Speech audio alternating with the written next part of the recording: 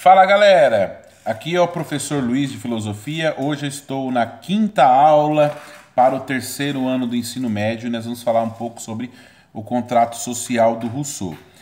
Vou aprofundar alguns conceitos, que nós abordamos na aula anterior.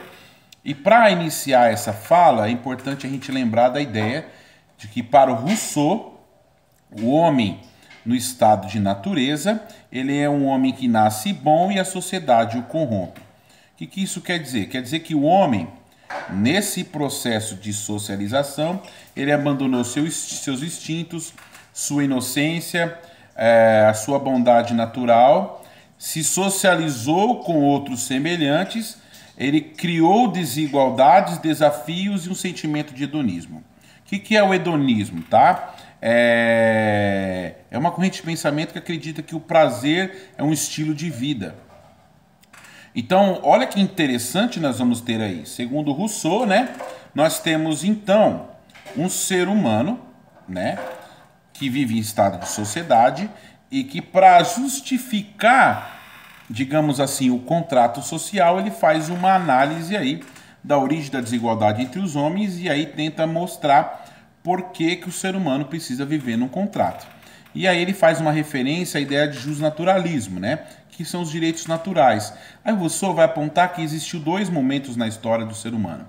O primeiro momento é o momento que o ser humano estava na sua origem primitiva e nesse momento ele era isolado de qualquer interação social e por isso ninguém mandava nele, não tinha esses jogos de relação de forças sociais, O Rousseau vai falar que o que impera nesse estado é a igualdade.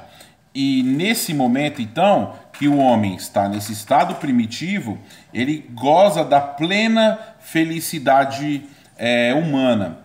E aí o Rousseau vai definir esse ser humano primitivo como bom selvagem. Eu acho que dá para fazer uma relação básica com a ideia do Mowgli, que é aquela pessoa que é uma criança que foi criada por animais, mas que vive no estado de natureza bom, tem instinto de proteção, enfim. O Rousseau aponta que nesse estado de bom selvagem, o ser humano ele preserva a sua autoconservação e ele também tem um sentimento de altruísmo e piedade perante seus semelhantes. O que isso significa? Significa que o homem no estado primitivo ele tinha a necessidade natural de proteger seu semelhante. Você imagina a seguinte circunstância: nós temos intempéries da natureza como feras selvagens no estado primitivo.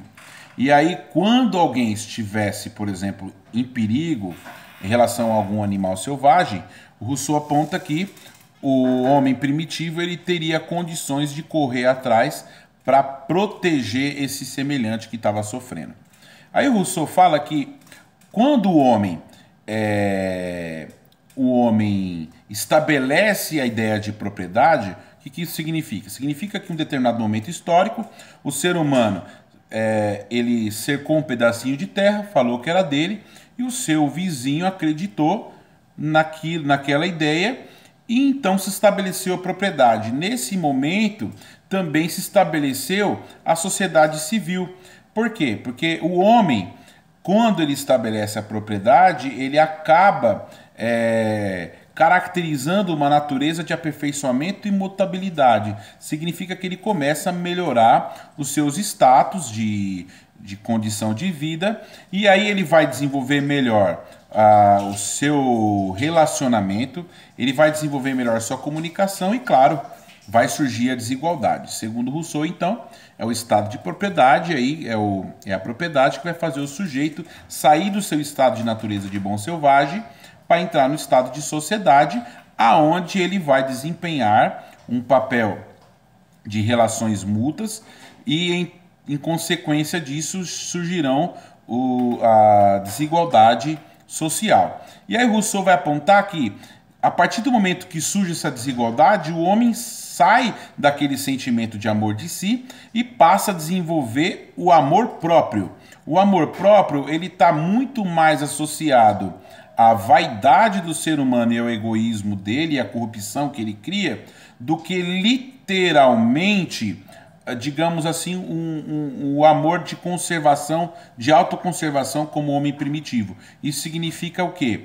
Que o homem, nesse determinado momento, ele vai criando dificuldades e dicotomias nas relações, e isso vai, essas divisões, elas vão acabar fazendo o ser humano se tornar um sujeito miserável, no sentido de promover misérias, né?